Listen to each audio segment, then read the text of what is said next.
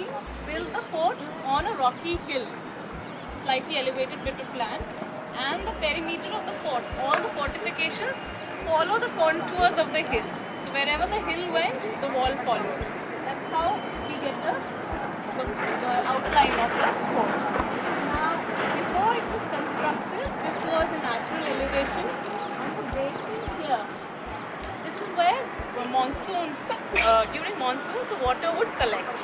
So it was something like a natural reservoir, not exactly a very large one, but a small one. This is where the water would collect. Pretty much like water collects on our roads now. Yeah. So what did Ghiasuddin do? He built his fort here. He made some dams around this area, made sure that the water would stay, so that all this expanse you see around you would have become an artificial lake.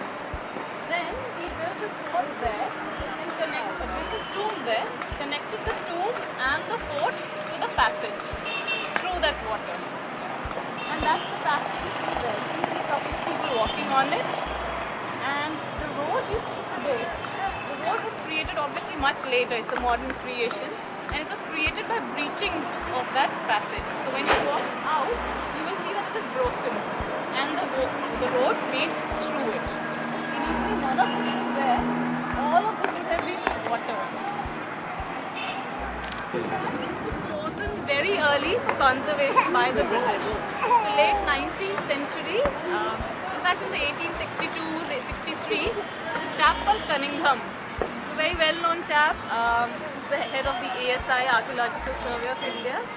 And his reports, he travelled all over the country and wrote many reports of these ruins everywhere. Yeah, Buddhist monuments, Jain monuments, Hindu temples, medieval forts, everywhere.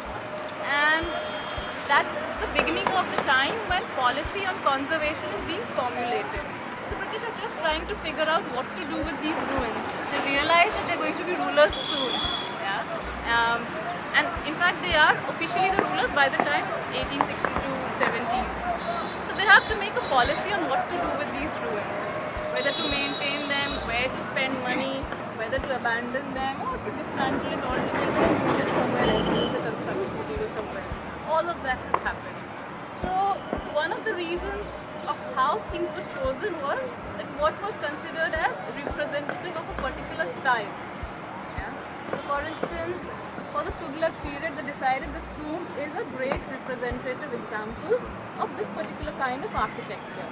So that gives you one reason for diverting all your attention for conservation on that particular structure.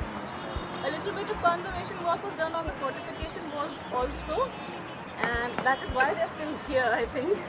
But most of the inside area was not really conserved so well. It's also a matter of money, because at that point of time, archaeology is really not a great, place where you'd want to spend your money. You're already trying to do a lot of other things. It's only much later, and archaeology has never been cash rich, never. So it has always been a paucity of funds. So two reasons I can think of why certain things are chosen for conservation and certain things are not.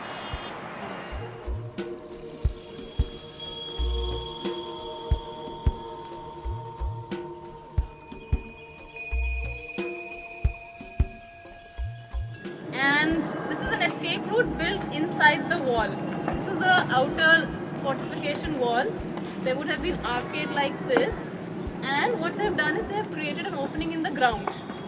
It goes down through steps and then it turns sharply towards the wall, towards the right. And there's a further inclination. It goes narrow, narrow, narrow, narrow, so that on the other end there is an opening just outside on the wall. So you actually escape out into the water. So you'll be able to see the opening once we are towards the tomb. So you'll be able to see an opening on the wall. So that's the escape route. And these people have actually escaped. They have escaped. I mean, possibly it's gone out from them. But they can't go. Go back from this way, take the car. Oh wow, that's the opening. It's really long. Easy. Oh, that's it, huh? There's a bike waiting for us.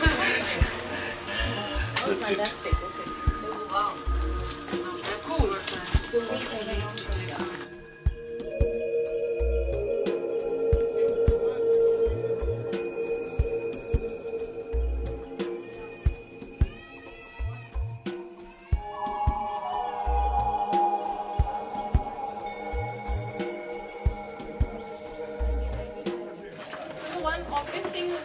We can think of it as where you put people to torture people. Firozabad, what is the Kotla citadel? Near Aitio also has something like this. So it's not an unusual feature.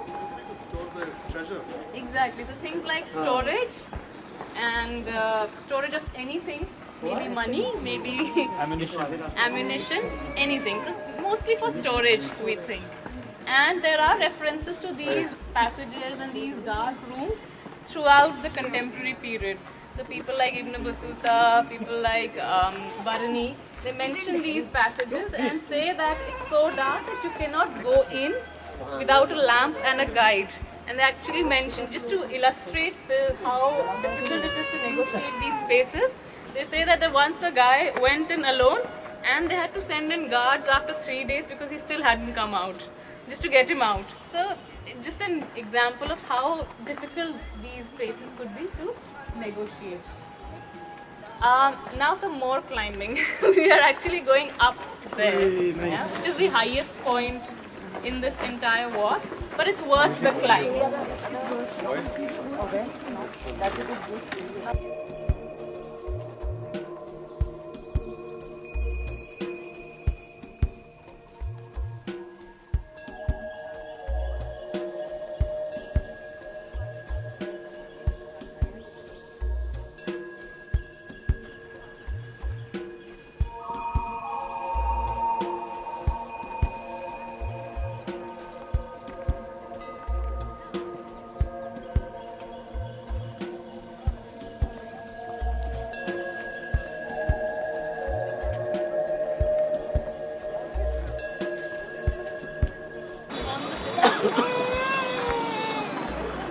Building is called Jahanama.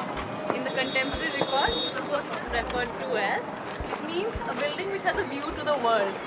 And you can see why it is called that. It has a view to the entire neighborhood. You can see the modern settlement, which should have been part of the Tughlaqabad town. So the boundary, a little bit of whatever the boundary is left, which you see beyond the town, was the boundary of the entire fort. Can you point No, out it's some not of the necessarily places? round. It's more like a irregular hexagon. This is all. Yeah. This is the palace area. The city is beyond that, including the modern. Yeah. You see that side? You'll get a better idea. It goes all the way around. What is that crowd? That's part of it. Okay, let's come over to the other side. She's having something to say or? She's having something.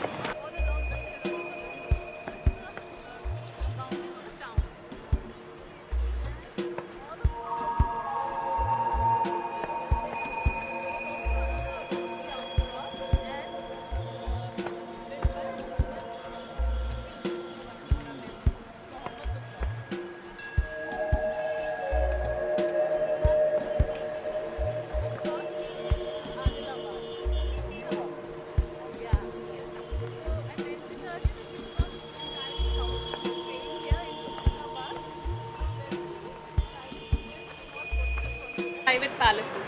There might have been offices still here, but he preferred to live there. And then later he entirely shifted to what was called Jahanpana, towards South Delhi area.